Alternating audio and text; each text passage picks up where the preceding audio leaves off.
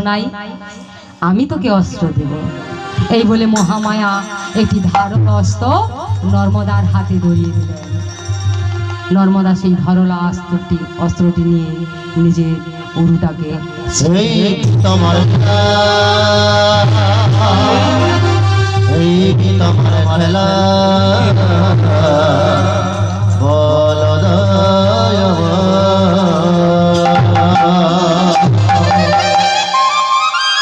ছেদন করার সাথে সাথেই রোধী বাহিত হলেন। মহামায়া বলছিল, এবার তুমি জল না। জল নেব কেমন করে? হাতে করে যদি নিই আমি তো হেঁটে যেতে পারবো না। তাই সঙ্গে সঙ্গে নিজের আঁচলটা বাড়িয়ে দিলেন। দাও মা।